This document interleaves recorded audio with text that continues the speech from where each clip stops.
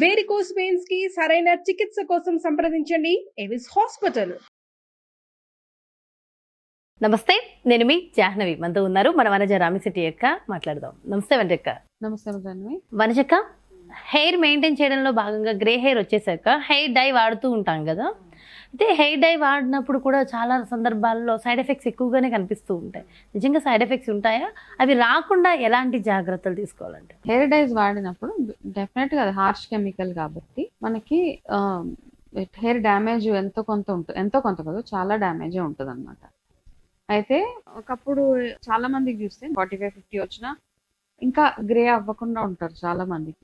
నాకే అట్లా చాలా మంది ఉన్నారు గ్రే హెయిర్ రాని వాళ్ళు. రాకుండా కూడా ఉండొచ్చా? ఈ రోజుల్లో అయితే తొందరగా వస్తుంది. ఈ రోజుల్లో తొందరగా వస్తుంది. డిలేడ్ గ్రేయింగ్ ఉంటుంది చాలా మంది కంటే నాకు తెలిసిన వాళ్ళలో చాలా మంది ఉన్నారు. సో డిలేడ్ గ్రేయింగ్ అనమాట. అంటే అక్కడక్కడ 1-2 తప్పిస్తే పెద్ద మరీ ముగ్గుబుట్టలాగా జుట్టు అయిపోయేది లేదు. కానీ ఇప్పుడు కాలంలో చూస్తే ఏంటంటే తొందరగా హెయిర్ డైస్ వాడాల్సిన సిచ్యువేషన్ వస్తుంది. 25 years మాక్సిమం 30 years రాగానే మనకి గ్రేయింగ్ వచ్చేస్తూ ఉంటుంది. ఆ గ్రేయింగ్ వచ్చినప్పుడు ఏంటంటే కెమికల్ యూజ్ చేసినప్పుడు చాలా సార్లు మనం చూసినట్టయితే చాలా మంది పిగ్మెంటేషన్ అనేసి అనేస్తూ ఉంటారు. మనం చాలా పిగ్మెంటేషన్ రిలేటెడ్ టాపిక్స్ చాలా చేసాం. పిగ్మెంటేషన్ ఇంట్లోనే ఎట్లా తగ్గించుకోవచ్చు. అయితే పిగ్మెంటేషన్ గురించి మరి మనం సపరేట్గా ఇంకొక ఇది మాట్లాడుకుందాము.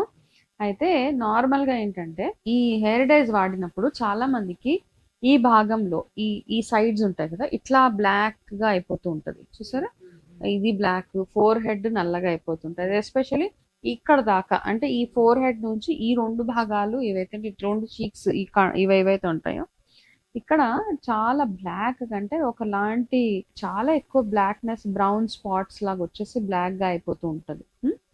అట్లా అయిపోయినప్పుడు దీన్ని ఎల్పిపి అంటారు అనమాట. లికెన్ ప్లానస్ పిగ్మెంట్ అని అంటారు దీన్ని. అయితే ఎందుకు వస్తుంది ఇది అంటే, ఇది హెయిర్ డైలో ఉండే కెమికల్ వల్ల ఇలాంటి ప్రాబ్లమ్ మనకి వస్తుంది. అట్లా అది ఆ పిగ్మెంటేషనే రావడం, అది వచ్చినప్పుడు ఏంటంటే అది క్యూర్ చేయడం కూడా చాలా ఇబ్బంది. స్టార్టింగ్ లోనే అర్థమైపోతుంటుందా మనకి? ఎందుకంటే ప్రతిసారి చూడు, అది ఎంత ఆర్గానిక్ అయినా ఎంత న్యాచురల్ వాడినా ఫస్ట్ ప్యాచ్ టెస్ట్ అవసరం చాలా. అంటే ఇక్కడ ఇలాంటి భాగంలో మనం ప్యాచ్ పెట్టుకుని, అంటే మన స్కిన్ కి సూట్ అవుతుందో లేదు, మనకి సూట్ అవుతుందో లేదు, ఇది చెవు వెనకాల పెడతారు. నార్మల్ గా ప్యాచ్ టెస్ట్ ఎక్కడ అంటే ఇట్లా ఎల్బోస్ దగ్గర. ఈ హెయిర్ డైస్ అలాంటివి అయితే ఇక్కడ ఈ పార్ట్ లో కాస్త అట్లా అంటించేసి కడిగేసిన తర్వాత ఒక 48 hours మనకు తెలుస్తుంది అది ఇచ్చింగ్ అవుతుందా ఎట్లా ఉంది అనేసి. అయితే ఇట్లా ఫస్ట్ మనం ప్యాచ్ టెస్ట్ చేసుకొని ఈ పిగ్మెంట్ ఎల్పిపి అంటారు అనమాట, సింపుల్ షార్ట్ ఫామ్ లో. దాన్ని అట్లాంటి పిగ్మెంటేషన్ రావడానికి చాలా చాలా ఆస్కారాలు ఉన్నాయి. అయితే హెయిర్ డై వేసుకోవడం వల్ల హెయిర్ లాస్ కూడా అయ్యే అవకాశాలు ఉంటాయంటారా? చాలా ఎక్కువ హెయిర్ లాస్. మరి ఎందుకు వేసుకుంటున్నట్టు మనం? గ్రే హెయిర్ ఎవరు యాక్సెప్ట్ చేయలేము. అయితే ఏంటంటే హెయిర్ డైస్ లో కూడా కొన్ని మంచి ఉన్నాయి ప్రాపర్, అంటే అది వాడినా కానీ మనకి సైడ్ ఎఫెక్ట్స్ రాకుండా అందులో కాస్త కెమికల్స్ తక్కువగా వాడి ఇట్లాంటి హెయిర్ డైస్ కూడా ఉన్నాయి. కానీ కొంతమంది ఏంటంటే మనం చూస్తూ ఉంటాము, వాళ్ళ హెయిర్ చూసే ఫుల్ జెడ్ బ్లాక్ కనపడుతూ ఉంటది. నార్మల్గా ఏ షాప్లో పడితే ఆ షాప్లో 10-12 రూపీస్కి అట్లా తీసేసుకొని వేసేసుకుంటుంటారు చూడు. అట్లాంటి హెయిర్ డైస్ చాలా ఎక్కువగా ప్రాబ్లమ్స్ వచ్చే అవకాశాలు ఉన్నాయి. అదేం చేస్తుంది, ఫస్ట్ మీ జుట్టుని విపరీతంగా రఫ్గా తయారు చేసేస్తుంది. రెండోది ఏంటంటే ఆ జుట్టు ఊడిపోతూ ఉంటుంది అనమాట. మీరు ఎప్పుడైతే హెయిర్ డై వాడతారో, హెయిర్ డై పెట్టుకున్నప్పుడు హెయిర్ వాష్ చేసుకుంటే కనుక మీకు చాలా ఎక్కువ శాతంలో జుట్టు ఊడిపోవడం జరుగుతూ ఉంటుంది. ఆ జుట్టు ఊడిపోయిన జుట్టు మళ్ళీ వస్తుందని అనుకోవడం అపోహ. ఇంకా ఒక్కసారి హెయిర్ డై వల్ల ఊడిన జుట్టు ఏదైతే ఉంటుందో అది ఊడడమే తప్పిస్తే మళ్ళీ పెరగడం అంటూ ఉండదు. అయితే నేను ఇవన్నీ ఇప్పుడు ఈ టాపిక్ లో ఎందుకు చెప్తున్నానంటే, చాలా టాపిక్స్ లో పిగ్మెంటేషన్ కి సంబంధించిన హోమ్ రెమెడీస్ కానీ హెయిర్ గ్రోత్ కి సంబంధించిన హోమ్ రెమెడీస్ చాలా చేసాం. అయితే ఎన్ని చేసినా యాజ్ లాంగ్ యాజ్ మనం ఎప్పుడైతే కెమికల్స్ వాడనంత వరకు ఇవన్నీ వర్క్ చేస్తాయి. మీరు కెమికల్స్ వాడుతూ ఇవన్నీ తగ్గాలి అనుకుంటే కనుక చాలా కష్టంగా తగ్గుతుంది. అది చాలా రేర్ కేసెస్ లో మన హెల్తీ స్కిన్, హెల్తీ హెయిర్ ఉంటాయి తప్పిస్తే, అంటే ఇవన్నీ వాడినా, కెమికల్స్ వాడినా మన జుట్టు, మన స్కిన్ హెల్తీగా ఉండాలంటే ఓవరాల్ గా మీ హెల్త్ బాగుండాలి, మీ సెల్ సిస్టమ్ బాగుండాలి, మీ ఇమ్యూనిటీ బాగుండాలి. ఇంకా చాలా రకాలు ఉన్నాయి. మీ పర్సనల్ కేర్ చాలా బాగా తీసుకుని ఉండాలి.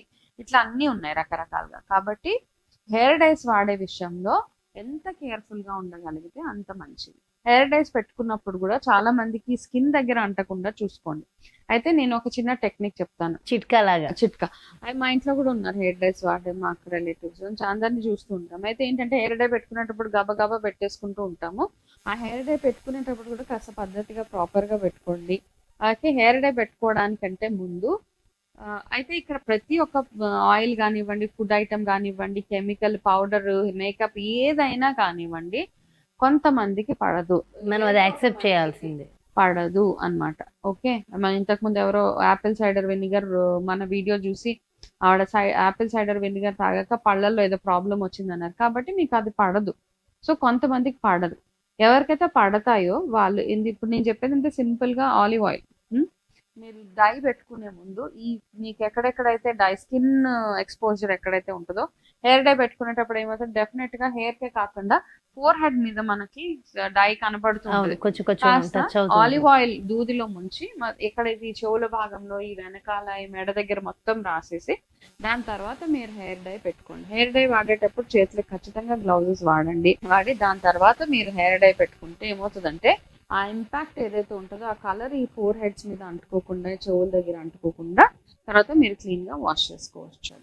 ఓకే, అండ్ గ్లౌజెస్ కూడా ఖచ్చితంగా వాడండి. బికాస్ హెయిర్ డై స్కిన్ కంటినప్పుడు ఎక్కువగా పిగ్మెంటేషన్ వచ్చే ఛాన్సెస్ ఉన్నాయి కాబట్టి చేతుల మీద నలుపు ఎలాగో తగ్గదు.